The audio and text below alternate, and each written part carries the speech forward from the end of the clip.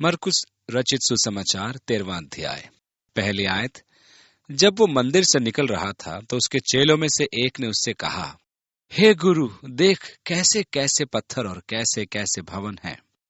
यरूशलेम का मंदिर, जिसका निर्माण हेरोदेस महान ने आज से कई हजार वर्ष पूर्व आरंभ किया था, संसार के अचंभों में से एक था। इसके पूरे होने में लगभग 50 वर्ष लगे थे। हेरोदेस महान अपने जीते जी उसे पूरा नहीं करा पाया था।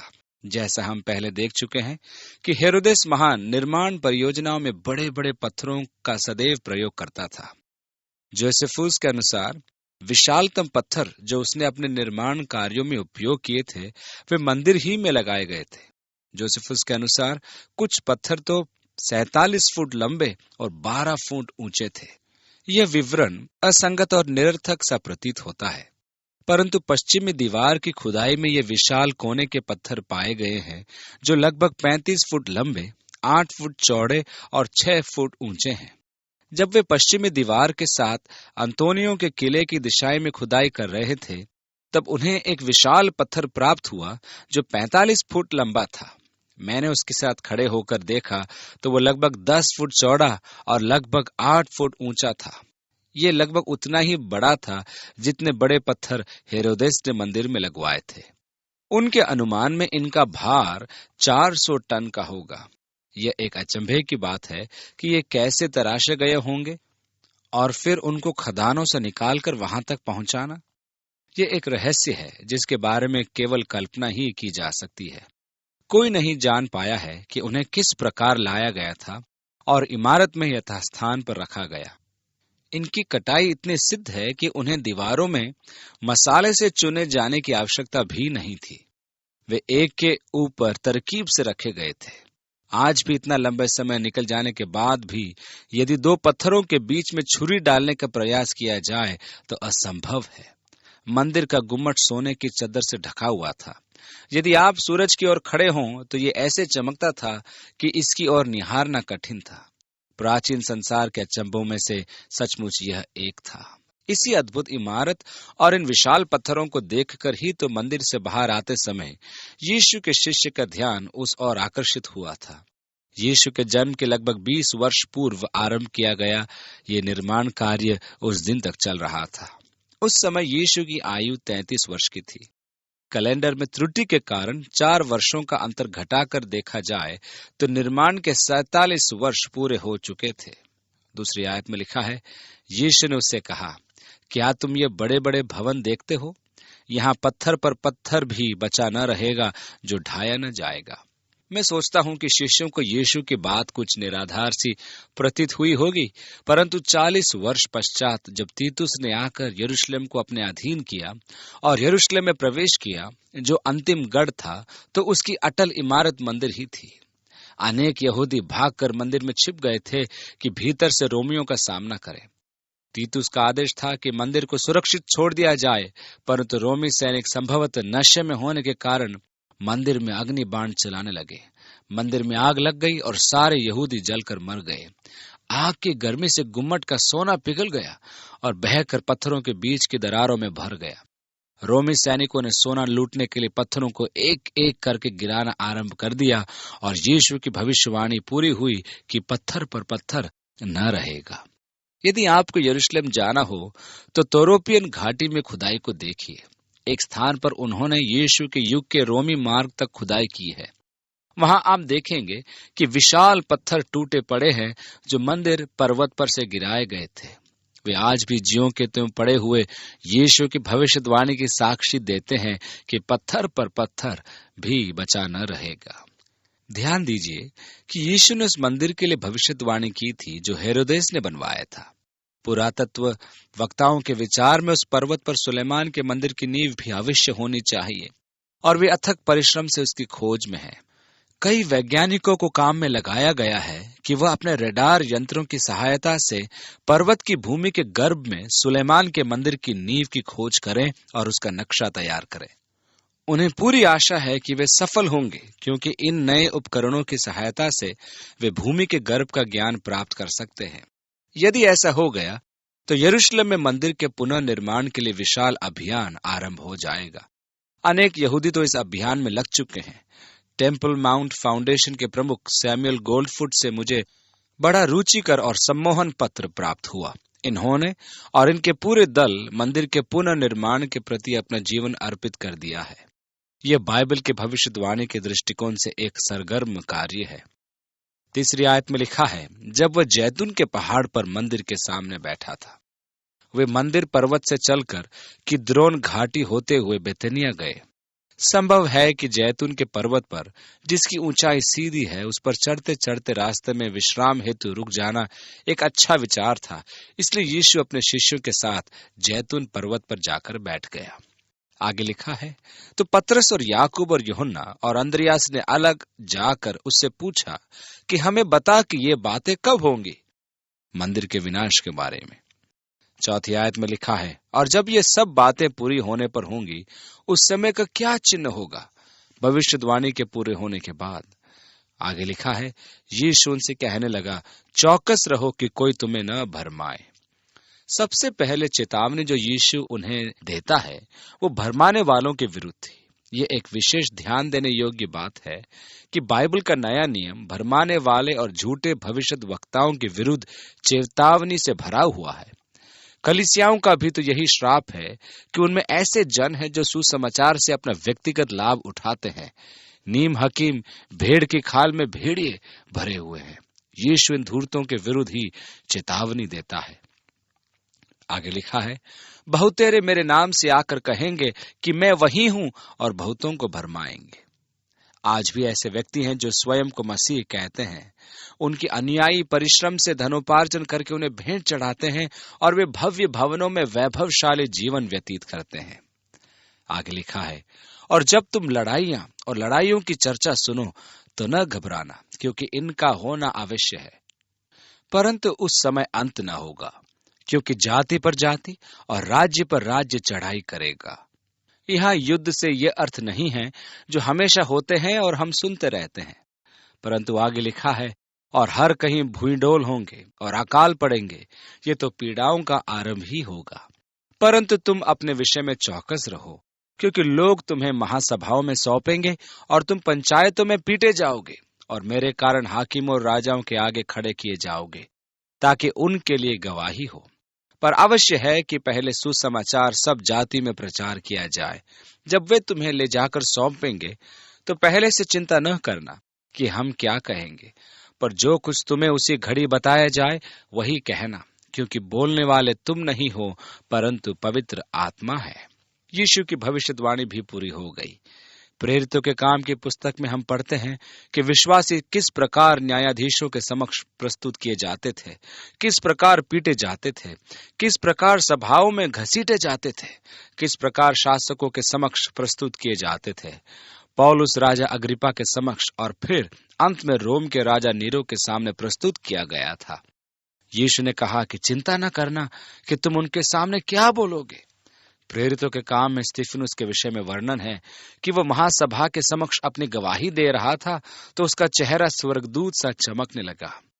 परमेश्वर के आत्मा का अभिषेक उस पर आ गया, परंतु विरोधियों के प्रकोप के कारण उसे घसीटकर बाहर लाया गया और पत्थरवा कर मार दिया गया।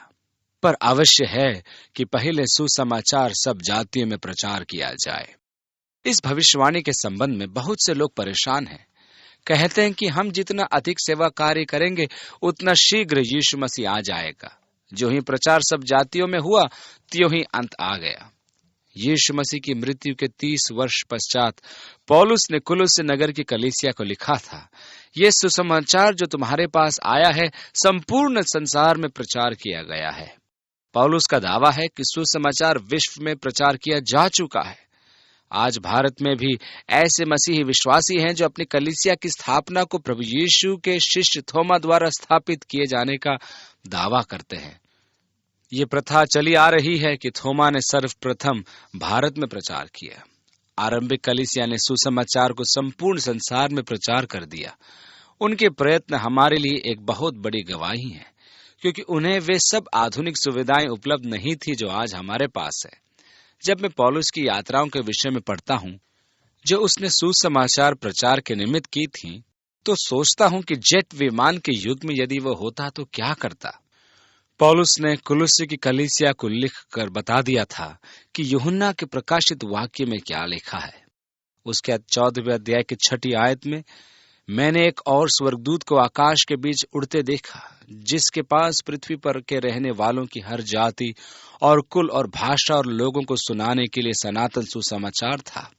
अंतिम दिनों में क्लेश के समय परमेश्वर स्वर्गदूतों को प्रयोग करेगा, जो स्वर्ग में उड़ेंगे और सनातन सुसमाचार का प्रचार करेंगे, जो प्रत्येक जाति, भाषा, कुल और लोगों के लिए होगा।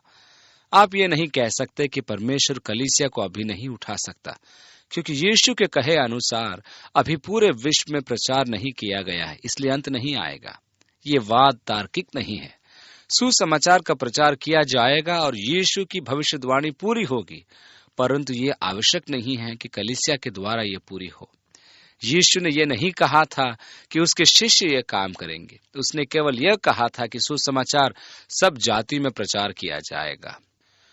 कुछ लोग स्वर्गदूत से अर्थ निकालते हैं कि उन उपग्रहों का जो दूर संचार में काम आते हैं, हो सकता है कि यूहन्ना ने यही सैटेलाइट देखा होगा और उस समय वह उन्हें स्वर्गदूत समझा होगा। आज अनेक संस्थाएं सैटेलाइट रेडियो पर वचन प्रचार करने के प्रयास में हैं, क्योंकि उनके द्वारा संपूर्ण विश्व में प्रचार किया जा सकता है। वे छोटे रेडियो सेट भी बना रहे हैं जो सौर ऊर्जा से क्रियाशील हो जाएंगे और रात के समय उनका एक तार आग में डाल दिया जाए तो उसे ऊर्जा प्राप्त हो जाएगी। इस प्रकार के रेडियो उन आदिवासियों तक पहुंचाए जा सकते हैं जिन्होंने सुसमाचार नहीं सुना है। संपूर्ण विश्व में सुसमाचार पहुंचाने की यह सर्वोत्तम विधि है। यीशु ने आगे कहा, और भाई को भाई और पिता को पुत्र घात के लिए सौंपेंगे, और लड़के वाले माता पिता के विरुद्ध में उठकर उन्हें मरवा डालेंगे, और मेरे नाम के कारण सब लोग तुमसे बैर करेंगे, पर जो अंत तक धीरज धरे रहेगा उसी का उद्धार होगा। आगे लिखा है, अतः जब तुम उस उजाड़ने वाली घृणित वस्तु को जहां उचित नहीं वहां खड़ी देखो, पढ़ने वाले समझ लें, तब जो यहूदिया में हों वे पहाड़ों पर भाग जाएं। दानियल की पुस्तक उसके 9वें अध्याय में घृणित वस्तु का उल्लेख है। यदि प्रकाशित वाक्य 12 और फिर दूसरा थिस्सलुनीकियों 2 अध्याय तथा दानियल 9वां अध्याय और 12वें अध्याय को एक साथ देखा जाए तो दृश्य इस प्रकार होगा कि बाइबल के अनुसार यहूदी मंदिर का पुनर्निर्माण करेंगे। ऐसा प्रतीत होता है कि मंदिर के पुनर्निर्माण में यूरोप का बुद्धिमान, सामर्थी तथा धूर्त अगुआ संधि करके सहायता करेगा। वह इजराइल का वचन देगा, परंतु 3.5 वर्ष पश्चात वह अपना वचन तोड़ेगा। और दानियल 12 के अनुसार वह आराधनाओं और प्रार्थनाओं को वर्जित करेगा। वह यहूदियों को पुनः बलिदानों पर रोक लगाएगा। पौलुस के अनुसार वह मंदिर में आकर स्वयं को परमेश्वर घोषित करके अपनी उपासना कराएगा। वह चमत्कार करेगा, चिन्ह दिखाएगा और सम्मानित जनों को भी यथासंभव भरमाएगा। प्रकाशित वाक्य 13वें अध्याय के अनुसार यह पापी मनुष्य या विनाश का पुत्र अपनी मूर्ति को मंदिर में रखवाएगा और प्रजा को उसकी उपासना करनी होगी, अन्यथा उसे उन्हें मृत्युदंड देने का अधिकार होगा। यीशु ने कहा, ऐसे समय पर यहूदीवासी भाग खड़े हों। इसी कारण यीशु ने कहा कि वे जो पढ़ते हैं समझ लें। यही विनाशकारी होगा, क्योंकि इससे परमेश्वर का प्रकोप भड़क उठेगा और 3.5 वर्ष तक विपत्ति का समय रहेगा, जो उजाड़ने वाली घृणित वस्तु के कारण होगा, क्योंकि यह परमेश्वर की निंदा है। यह परमेश्वर के विरुद्ध मनुष्य का अंतिम विद्रोह होगा। इसके कारण परमेश्वर का प्रकोप मनुष्य पर आ पड़ेगा। तदोपरांत परमेश्वर जगत का न्याय करके अपनी धार्मिकता, आनंद एवं शांति का राज्य स्थापित करेगा। आगे लिखा है, जो कोठों पर हो वह अपने घर से कुछ लेने को नीचे ना उतरे और न भीतर जाए, और जो खेत में हो वह अपना कपड़ा लेने के लिए पीछे न लौटे। उन दिनों में जो गर्भवती और दूध पिलाती होंगी उनके लिए हाय हाय, और प्रार्थना किया करो कि ये जाड़े में न हो, क्योंकि वे दिन ऐसे क्लेश के होंगे कि सृष्टि के आरंभ से जो परमेश्वर ने सृजी हैं अब तक न तो हुए और न फिर कभी होंगे। यह विश्व के इतिहास में ऐसी महान विपत्ति का समय होगा जैसा पूर्व में कभी नहीं हुआ। यह नूह के युग में जल प्रलय से भी अधिक भयंकर होगा, सदोम और अमोरा के विनाश से भी अधिक होगा। संसार ने ऐसी विपत्ति कभी न देखी है जो 3.5 वर्ष में होगी। आज अणुशक्ति या परमाणु शक्ति के संबंध में अनेक भयंकर विनाश की धारणाएं मस्तिष्क में आती है, उन समस्त परमाणु हथियारों के रहते महाविनाश अति संभव है। परमाणु युद्ध हो जाने पर प्रकाशित वाक्य की महाविनाश भविष्यवाणी सत्य ही सिद्ध होगी। ये विपत्ति परमेश्वर के न्याय का दंड होगी। इसलिए आवश्यक नहीं कि यह महाविनाश मानव निर्मित हथियारों से ही हो। परमेश्वर के न्याय में दंड वही होगा जो विनाश लाएगा। यीशु ने कहा कि यरूशलेम के यहूदी ऐसे समयों में पहाड़ों पर या अन्य सुसमाचार वृत्तांत के अनुसार जंगलों में भाग जाएं। प्रकाशित वाक्य उसके अध्याय 12 में यूहन्ना इसराइल के लिए स्त्री शब्द का प्रयोग करके कहता है कि उसे उकाब के पंख दिए गए हैं कि वह जंगल में उड़कर चली जाए, जहां उसकी देखरेख की व्यवस्था 3.5 वर्ष के लिए की गई है। इसलिए वे यहूदी चेतावनी पर ध्यान देकर भाग जाएंगे। उसकी ऐसी समय में सुधि लेने के लिए परमेश्वर ने प्रबंध करके रखा है। यशाया अध्याय 6 में परमेश्वर मोआब या जॉर्डन से कहता है, अपने द्वार खोलकर मेरी प्रजा को स्वीकार कर, उन्हें पेत्रा में सुरक्षित रखकर विपत्ति के अंत तक शरण प्रदान कर। अब यशाया और प्रकाशित वाक्य की भविष्यवाणी को संयोजित किया जाए तो यह इस प्रकार होगा कि जब उजाड़ने वाली घृणित वस्तु आएगी, तब तक अनेक यहूदियों ने उसे मसीहा स्वीकार कर लिया होगा, क्योंकि उसने उनको मंदिर बनवा कर दिया था। अब उनकी आंखों पर पड़ा पर्दा उस समय अचानक उठेगा और वह कहेंगे, इसने तो हमें धोखा दिया है। परमेश्वर ने प्रतिज्ञा की है कि वह उन्हें क्लेश का समय समाप्त होने तक सुरक्षित रखेगा। यीशु ने कहा कि प्रार्थना करो कि तुम्हारे भागने का समय न तो जाड़ों में हो और न ही सबत के दिन। गर्भधारी स्त्रियों के लिए और दूध पिलाती माताओं के लिए यह सर्वाधिक दुखदायी होगा। उन पर हाय! क्यों? क्योंकि इस प्रकार का पलायन उनसे सहन नहीं होगा। बहुत कठिनाई आएगी। बच्चों के साथ भी अत्यधिक कठिनाई आएगी। उनके लिए जल्दी जल्दी भागना कठिन होगा। इसलिए उन पर हाय! उन दिनों में ऐसी विपत्ति टूटेगी जैसे कि इतिहास में कभी नहीं आई। 20वीं आयत में लिखा है, और यदि प्रभु उन दिनों को न घटाता तो कोई प्राणी भी न बचता, परंतु उन चुने हुओं के कारण जिनको उसने चुना है, उन दिनों को घटाया गया। परमेश्वर अपने चुने हुओं के कारण दिनों को कम करेगा, अन्यथा सबका विनाश हो जाएगा, क्योंकि मनुष्य के पास स्वयं के विनाश के साधन भी होंगे। आगे लिखा है, उस समय यदि कोई तुमसे कहे देखो मसीह यहाँ है या देखो वहां है, तो प्रतीति न करना, क्योंकि झूठे मसीह और झूठे भविष्यद्वक्ता उठ खड़े होंगे और चिन्ह और अद्भुत काम दिखाएंगे कि यदि हो सके तो चुने हुओं को भी भरमा दे। चिन्ह एवं चमत्कार सदा परमेश्वर की ओर से नहीं होते, पर तुम चौकस रहो। देखो, मैंने तुम्हें सब बातें पहले ही से कह दी है। उन दिनों में उस क्लेश के बाद सूरज अंधेरा हो जाएगा और चांद प्रकाश न देगा। योएल अध्याय 3 और प्रेरितों के काम अध्याय 2 में पतरस द्वारा इसका उल्लेख तथा प्रकाशित वाक्य में 6ठी मुहर के बाद सूर्य अंधकार हो जाएगा और चांद रोशनी नहीं देगा, और आकाश से तारागण गिरने लगेंगे और आकाश की शक्तियां हिलाई जाएंगी। तब लोग मनुष्य के पुत्र को बड़ी सामर्थ और महिमा के साथ बादलों में आते देखेंगे। ओह, वह महिमा का दिन! इन सब घटनाओं के पश्चात यीशु का बादलों में महिमा से पूर्ण आगमन होगा। और आगे लिखा है, उस समय वह अपने दूतों को भेजकर पृथ्वी के इस छोर से आकाश के उस छोर तक चारों दिशा से अपने चुने हुए लोगों को इकट्ठा करेगा। ये यशाया की भविष्यवाणी है। अंजीर के पेड़ से ये दृष्टांत सीखो। जब उसकी डाली कोमल हो जाती और पत्ते निकलने लगते हैं, तो तुम जान लेते हो कि ग्रीष्मकाल निकट है। इस रीति से जब तुम इन बातों को होते देखो तो जान लो कि वह निकट है, वरन द्वार ही पर है। मैं तुमसे सच कहता हूं कि जब तक ये सब बातें न हो लेंगी, तब तक ये लोग जाते न रहेंगे। आकाश और पृथ्वी टल जाएंगे, परंतु मेरी बातें कभी न टलेंगी। पुराने नियम में अंजीर का वृक्ष इजराइल का प्रतीक था।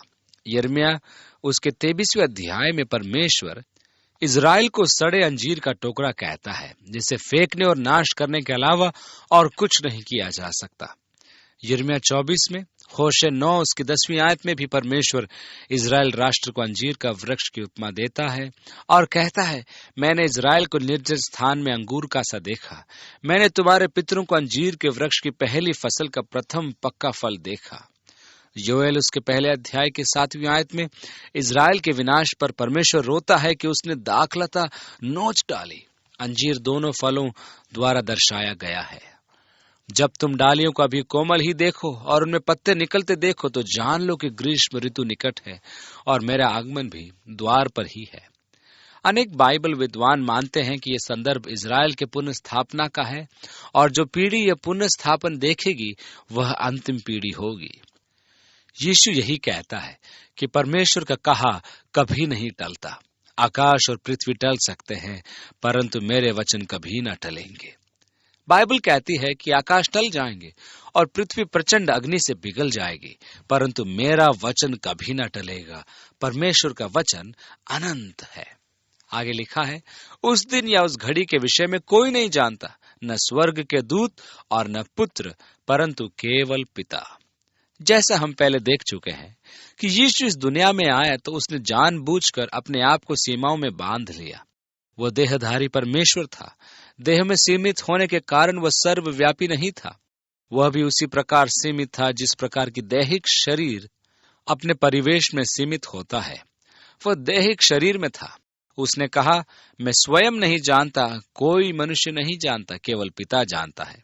अब चूंकि वह पिता के साथ महिमा में है इसलिए वह निसंदेह जानता है, परंतु जब वह पृथ्वी पर था तो देह में होने के कारण वह सीमित था। यदि कोई मनुष्य यह कहे कि वह प्रभु के आगमन का दिन और पल जानता है और उसे यह ज्ञान ईश्वरीय दर्शन द्वारा प्राप्त हुआ है तो मात्र एक भूल है। यद्यपि प्रभु इस क्षेत्र में सुस्पष्ट कहता है कि कुछ कल्पना करने वाले हैं जिन्होंने धर्मशास्त्र का अर्थ निर्धारण करने की कोई ऐसी पद्धति खोज ली है जिसके द्वारा वे सोचते हैं कि उन्होंने मसीह के आगमन के दिन को ज्ञात कर लिया है, तो वे मूर्ख हैं, परंतु ऐसे लोगों के अनुयायियों की भी कमी नहीं है।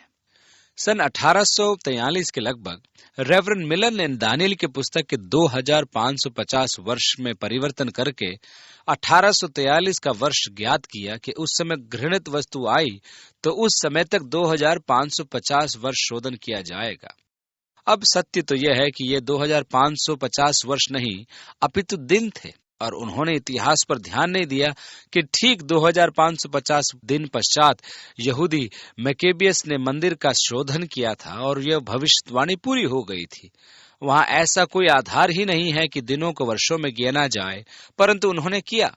उनके विश्वास योग्य अनुयायियों ने सफेद चौगे धारण किए और सियोन और इलियोन में पहाड़ों पर जाकर बैठ गए तथा मसीह के आगमन की प्रतीक्षा की। उन्हें विश्वास था। और आज तो सबसे महत्वपूर्ण बात यह है कि समाचार पत्रों में मसीह आगमन की सूचना एवं दिनांक प्रकाशित करते जाते ऐसे लोग बहुत हमें दिखते हैं।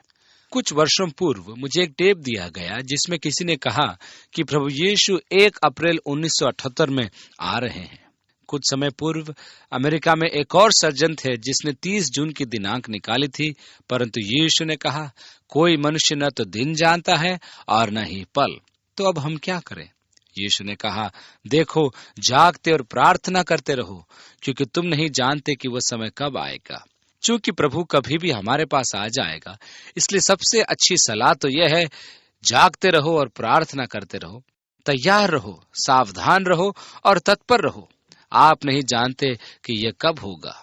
आगे लिखा है, यह उस मनुष्य की सी दशा है जो परदेश जाते समय अपना घर छोड़ जाए और अपने दासों को अधिकार दे और हरेक को उसका काम जता दे और द्वारपाल को जागते रहने की आज्ञा दे। इसलिए जागते रहो, क्योंकि तुम नहीं जानते कि घर का स्वामी कब आएगा, सांझ को या आधी रात को या मुर्ग के बांग देने के समय या भोर को। ऐसा न हो कि वह अचानक आकर तुम्हें सोते पाए। और जो मैं तुमसे कहता हूँ वही सबसे कहता हूँ, जागते रहो। इसलिए यीशु आपसे जो कह रहा है वह यह है कि सतर्क रहो, तत्पर रहो। आप नहीं जानते वह कब आएगा। वह आज शाम को या मध्य रात्रि को या प्रातःकाल को भी आ सकता है। आप नहीं जानते हैं कि वह कब आएगा, इसलिए सतर्क रहो, तत्पर रहो, तैयार रहो और सावधान रहो।